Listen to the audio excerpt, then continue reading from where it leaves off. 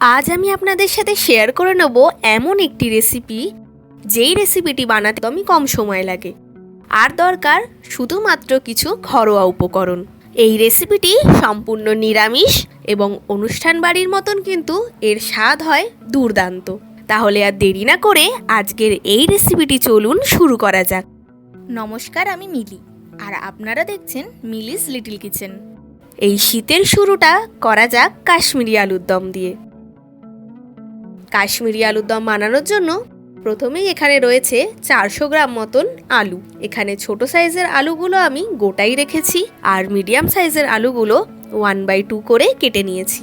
এবার প্রত্যেকটি আলু ছুরি অথবা কাঁটা চামচের মাধ্যমে এইভাবে একটু কেটে নেবেন।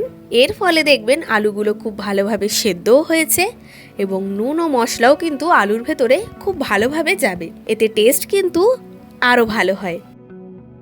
এরপর কড়াইতে দিয়ে দেবেন 2 চামচ মতন সর্ষের তেল। তেলটা গরম হয়ে গেলেই এখানে এক এক করে আলুগুলো দিয়ে দেবেন। আপনারা চাইলে আলুগুলো সেদ্ধও করে নিতে পারেন, আমি কিন্তু এখানে একেবারে আলুগুলো ভেজে নিচ্ছি। আলু ভাজার সময় অতি অবশ্যই লবণ, হলুদ গুঁড়ো আর সামান্য একটু শুকনো লঙ্কা গুঁড়ো দিয়ে দেবেন। এরপর আলুগুলো কিন্তু খুব ভালোভাবে ভেজে নিতে হবে। আলুগুলো এমনভাবেই ভাজবেন যাতে সম্পূর্ণটা ভালোভাবে সেদ্ধ হয়ে যায়।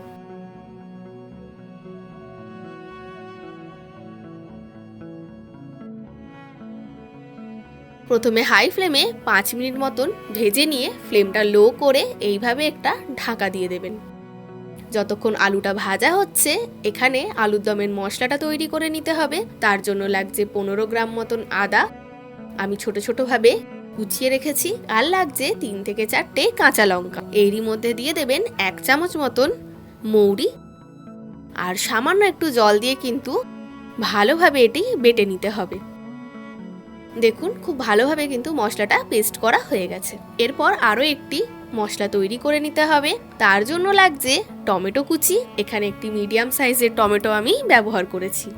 সঙ্গে লাগছে 4 মগজ এবং কাজু বাদাম। এখানে মোটামুটি 1 চামচ মতন 4 মগজ আর 8 থেকে 10টা কাজু বাদাম নিয়ে নিয়েছি। দিয়ে দেবেন 1 চামচ মতন ফ্যাটানো টক দই আর সামান্য একটু জল দিয়ে কিন্তু আবার একটি স্মুথ পেস্ট তৈরি করে নেবেন। দেখুন আমাদের এই মশলাটিও কিন্তু রেডি হয়ে গেছে।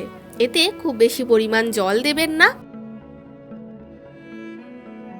এরপর এদিকে আলুগুলো দেখুন খুব ভালোভাবে কিন্তু ভাজা হয়ে গেছে। এভাবে ঢাকা দিয়ে অল্প আঁচে যদি রান্না করেন দেখবেন আলুগুলো সেদ্ধও হয়ে যাবে এবং খুব ভালোভাবে ভাজাও হয়ে যাবে। এরপর প্রত্যেকটি আলু কিন্তু আপনারা অন্য একটি পাত্রে তুলে নেবেন। রান্নায় কিন্তু আর কোনো রকম তেল আমি অ্যাড করব না। এখানেই দিয়ে দেবেন একটা শুকনো লঙ্কা, সামান্য একটু দারচিনি আর দিয়ে দেবেন জায়ফল। গরম মশলা হিসেবে কিন্তু এই কটা উপকরণই আপনারা দেবেন। এরপর দিয়ে দেবেন সামান্য একটু সাদা জিরে। এবার সমস্ত উপকরণ থেকে ফ্লেভার বেরিয়ে এলে তৈরি করে রাখা আদা, কাঁচা লঙ্কা এবং মৌরির পেস্টটা কিন্তু এখানে দিয়ে দেবেন। ভালোভাবে মশলাটা কষিয়ে নেবেন। যে কোনো নিরামিষ রান্নায় এই আদার সাথে জিরের কম্বিনেশনটা কিন্তু দারুণ লাগে।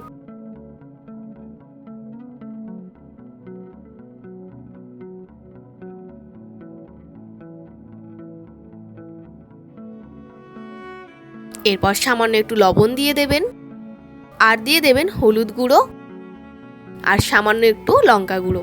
আপনারা যেমন ঝাল পছন্দ করেন সেইভাবেই কিন্তু লঙ্কাটা এখানে অ্যাড করবেন।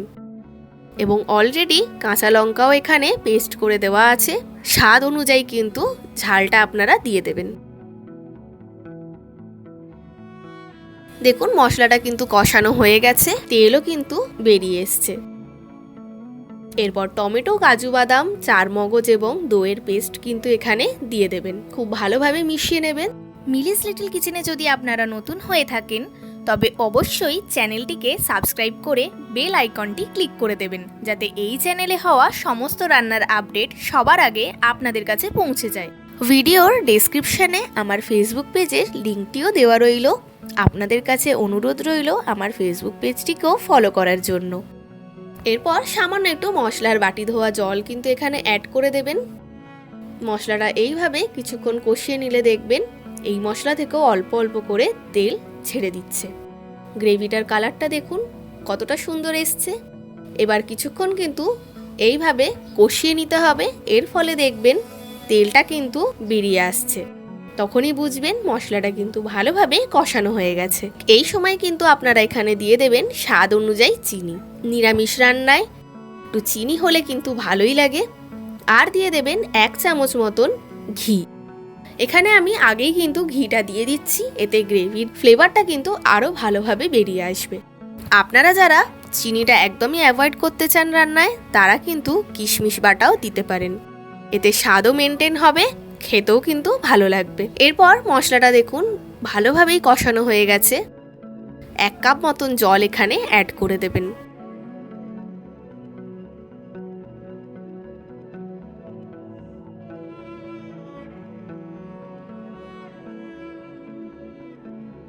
এরপর ভেজে রাখা আলুগুলো এখানে দিয়ে দেবেন।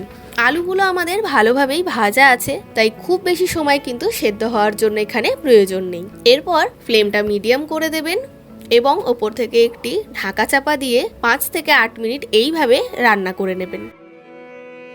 দেখুন গ্রেভিটা কিন্তু শুকিয়ে গেছে। আলুর দমটা কতটা সুন্দর দেখতে হয়েছে দেখুন। কাশ্মীরি আলুর দমের গ্রেভির টেক্সচার এবং রং কিন্তু একদম পারফেক্ট এসেছে। আমাদের রান্না কিন্তু অলমোস্ট রেডি।